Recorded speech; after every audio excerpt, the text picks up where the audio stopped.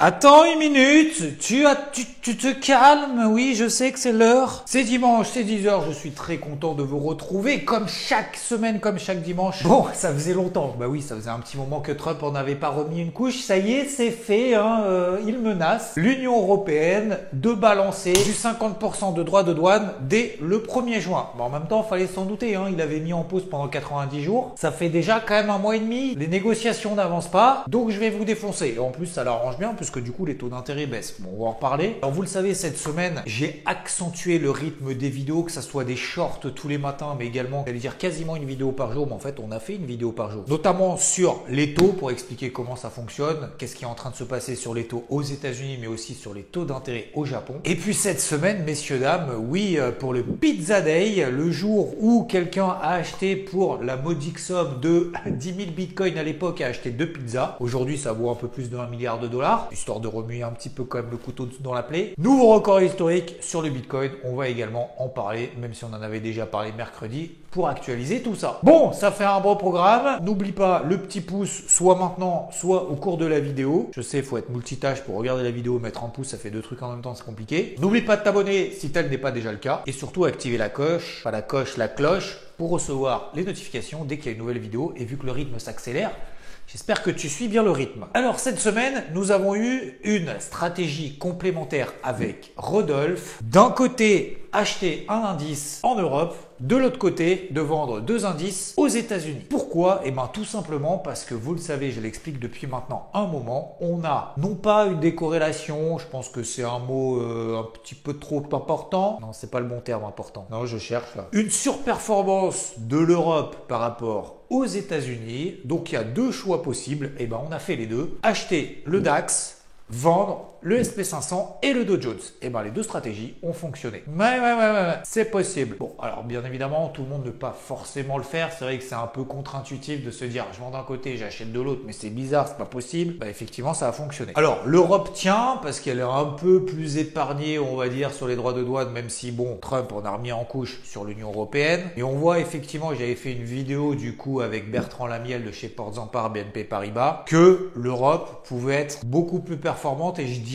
même profiter finalement de cette guerre commerciale entre les États-Unis et la Chine. Et on a vu le DAX, l'indice allemand, a fait des nouveaux records historiques encore cette semaine et il tient notamment cette ligne bleue qui correspond à la moyenne mobile à 20 jours qui permet de déterminer une tendance. Tant qu'on reste là au-dessus, pour le moment, nous sommes toujours dans une tendance haussière. Donc Rodolphe a, de son côté, continué à privilégier des achats sur repli sur le DAX et ça a très bien fonctionné. De mon côté, j'étais plutôt acheteur en début de semaine sur le SP500, tout simplement parce qu'on avait une polarité positive. Pour le moment, tout allait bien, tendance haussière. On a fait d'ailleurs l'objectif sur ma dernière position, c'était lundi. Et ensuite, on a eu ce qu'on appelle une inversion de polarité. Encore une fois, les polarités, c'est des points de repère techniques. Alors, ça peut être des niveaux de support, de résistance, des précédents niveaux qui ont été testés, des niveaux de retracement de 50%. Bon, bref, je ne vais pas rentrer dans les détails, mais en gros, ça me permet d'avoir une casquette. D'ailleurs, j'ai toujours pas récupéré la casquette verte depuis mon dernier semi-marathon. Une casquette rouge, une casquette bleue ou une casquette verte, faut s'imaginer, c'est tout. En dessous ou au-dessus d'un seuil qui nous permet tout simplement d'avoir une ligne directrice sur la journée ou sur la semaine en disant tant qu'on est là au-dessus, je privilégie les achats, tant qu'on est là en dessous, je privilégie les ventes. Sur le SP500, notamment plus largement sur les indices américains, on a inversé cette polarité dès le mardi. Je vous avais parlé également en cours de semaine de cette sous-performance de l'indice japonais, le Nikkei, qui était en train de baisser alors que tous les autres indices étaient en train de tenir,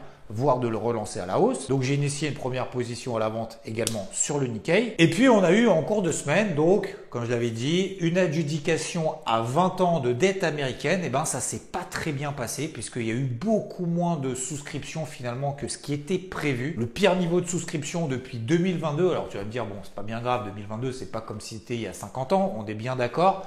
Mais ça a provoqué quand même un doute, ce qui a entraîné une augmentation des taux d'intérêt et une sorte de petite panique, en tout cas à court terme, sur les marchés américains, en l'occurrence sur les indices et le SP500 et le Dow Jones. Et puis vendredi, ça s'est accentué puisqu'on a eu Trump qui s'est réveillé visiblement du mauvais pied en disant bon l'Union Européenne, allez hop, on va coller 25% sur tout ce qui est Apple, tout ça, et 50% sur tous les droits de douane Union Européenne à partir du, écoute, dans une semaine, le 1er juin, voilà, tranquillou. Ah, vous m'aviez oublié, je suis encore là, oui. Pas me faire chier à moi. Ce qui a entraîné derrière finalement des sorties au cours d'entrée après avoir atteint des gros TP sur le DAX côté Rodolphe, et de mon côté, de prendre également dans le même temps des objectifs, que ce soit sur le SP500 et sur le Dow Jones, le vendredi. Bref, ce fut une belle semaine de trading, plus de volatilité. On aime bien quand il y a de la volatilité comme ça pour faire du trading. Comme on vous le disait déjà dans le précédent débrief hebdo, beaucoup d'allègements également qu'on a réalisé, que ce soit sur les actions américaines, beaucoup plus d'ailleurs aux États-Unis finalement qu'en Europe, puisque l'Europe tire mieux. Donc c'est logique finalement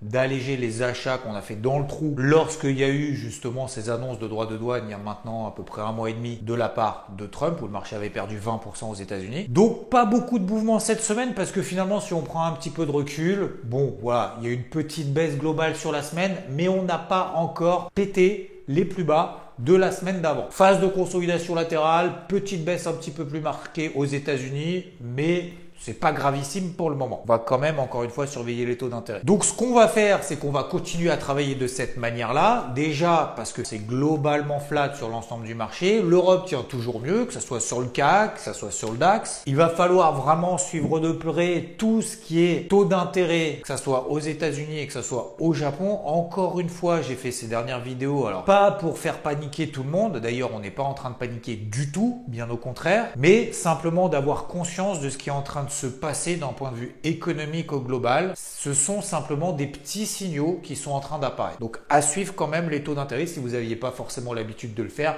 Je pense qu'il faut s'y mettre. Ensuite, si on regarde le CAC sur les 7700, pour le moment, c'est une grosse zone clé sur laquelle c'est en train de réagir. Les 23 300 sur le DAX également. Donc oui, à court terme, ce sont même des niveaux d'achat en Europe sur CAC et sur DAX pour ce qu'on appelle un peu jouer des rebonds techniques, au moins dans un premier temps. Mais c'est pour travailler finalement sur des unités de temps courtes, pas forcément se dire « Ok, j'empile maintenant à fond sur du moyen terme parce que derrière, on va faire des ATH. » Pas du tout. C'est simplement pour exploiter la volatilité actuelle. Et puis sur les indices américains, maintenant qu'on a fait justement et qu'on a confirmé cette impulsion baissière, aidé donc par les adjudications à 20 ans aux États-Unis qui ne sont pas bien passées et d'autant plus avec Trump qui menace d'imposer l'Union européenne depuis vendredi, ces impulsions baissières nous permettent d'avoir des points de repère au-dessus de la tête et donc d'avoir une polarité négative tant qu'on est sous les 5820 sur le SP500, 41 700 points sur le Dow Jones et, je vais arrondir à peu près, 21 000 sur le Nasdaq. Tant qu'on est là en dessous, donc, ma stratégie sur les indices américains restera intacte. Si on commence à se réinstaller là au-dessus, ça veut dire finalement que les États-Unis ont envie de réagir, ça n'a pas envie de baisser plus, c'est pas bien grave. De toute façon, on a pris des TP1, des premiers objectifs pour alléger 50% de notre exposition vendeuse sur les indices en cours de semaine. La semaine prochaine, soit on se fait sortir au cours d'entrée et on changera de casquette. Mais en tout cas, tant qu'on aura des signaux baissiers sous les niveaux que je viens de vous évoquer, je continuerai à travailler à la vente. Alors, au-delà de cette volatilité, la semaine prochaine, il y aura quand même quelques éléments à surveiller. C'est vrai que cette semaine, ça a été plutôt calme d'un point de vue économique, au-delà des adjudications et de la news de Trump. La semaine prochaine, on aura donc la deuxième estimation du PIB aux États-Unis. Je vous rappelle que la première estimation, donc c'est pour le premier trimestre, était ressortie vraiment pas bonne, moins 0,3%. Donc ça sera surveillé la semaine prochaine. On aura également l'indice PCE, l'indice d'inflation mieux pondéré que le CPI, qui était déjà ressorti précédemment et qui était d'ailleurs meilleur que prévu. Donc ça, ce sera à suivre, ça sera plutôt vendredi. En cours de semaine, on aura également les minutes de la Fed. Alors les minutes de la Fed, normalement, ça va pas nous apprendre grand-chose puisque c'est tout simplement le rapport pour lire entre les lignes de ce qu'a déjà raconté Jérôme Powell précédemment. Je vous rappelle que Jérôme Powell avait fait un discours de 6 minutes 30 pour pas dire grand-chose en disant que oui, bon, Trump, on va suivre, wait and see, wait and see, wait and see. En gros, c'était ça. Je vous fais la version courte en 3 mots. Et puis, on aura quand même la semaine prochaine, attention à noter, la publication de Nvidia.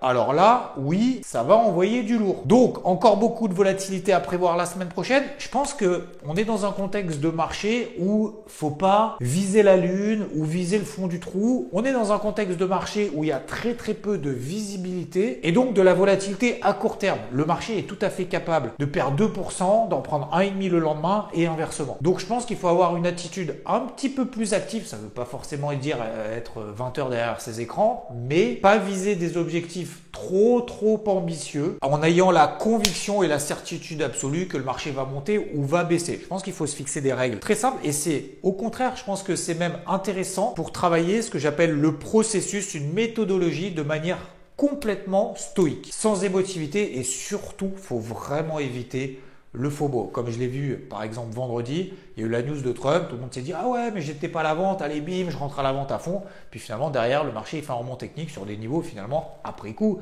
qui semblent logiques. Mais sur le moment, si on n'a pas vraiment de plan défini en amont, c'est là où on se fait racler et ce que j'appelle se prendre finalement les portes de salaud. Comme je le disais sur les actions, on n'a pas fait grand chose cette semaine puisque la semaine d'avant ça avait un peu progressé. Cette semaine on a retracé quasiment l'intégralité de ce qu'on avait gagné la semaine d'avant. Donc voilà, pas trop de mouvement.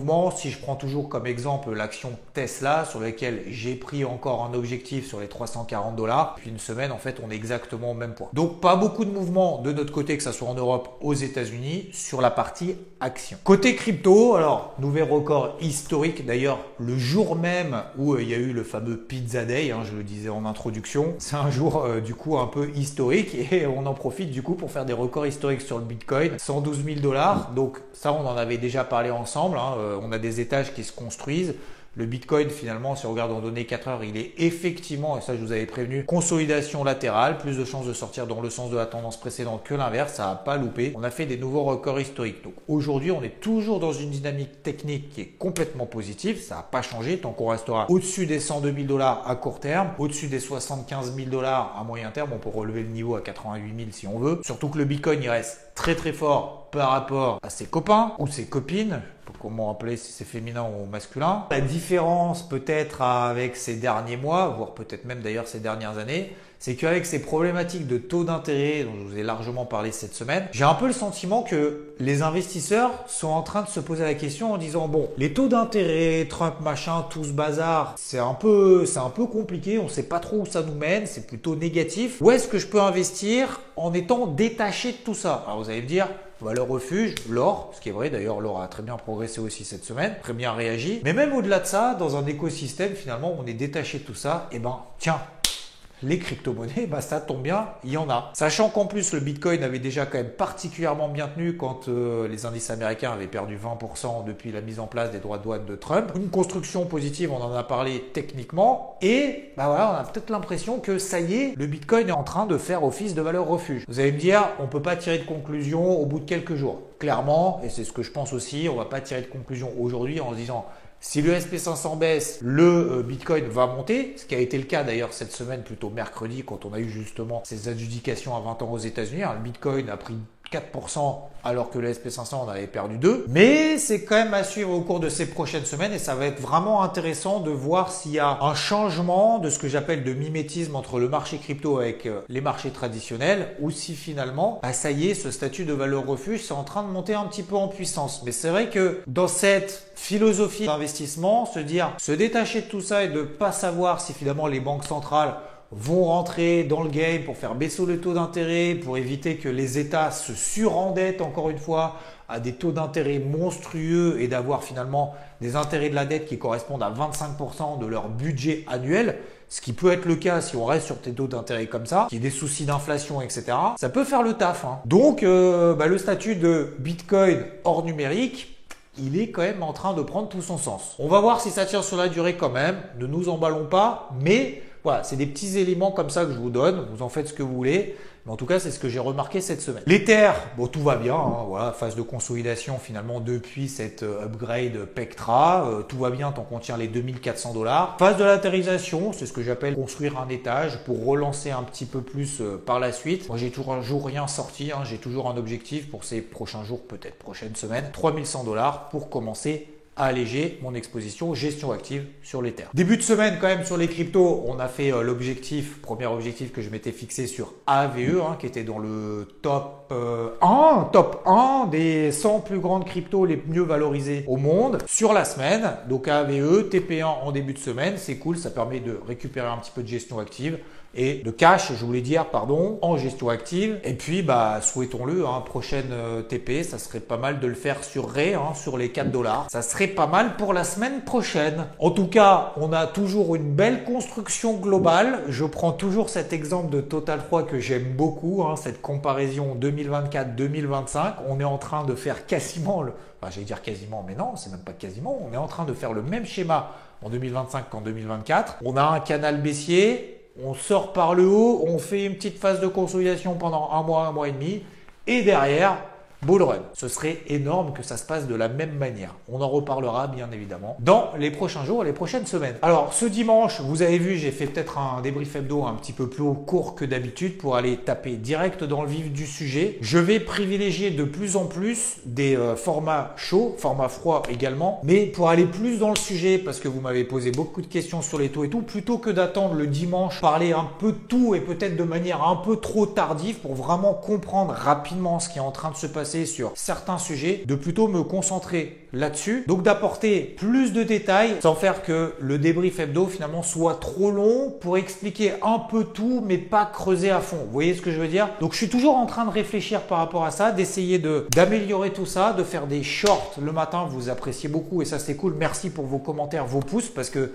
c'est ce qui me permet en fait de connaître et de savoir si ça sert à quelque chose. Donc voilà, continuez de votre côté, moi je vais faire la même chose du mien. Je vais essayer de tenir le rythme, mais ouais, ça me fait plaisir de creuser vraiment voilà, des sujets assez spécifiques. Donc n'hésitez pas en tout cas si vous avez, que ce soit des questions, des commentaires, des critiques, des remarques, etc. dans les commentaires. Je lis tout, les positifs comme les négatifs, mais surtout, je lis surtout ceux qui sont constructifs. À très très vite. Ciao!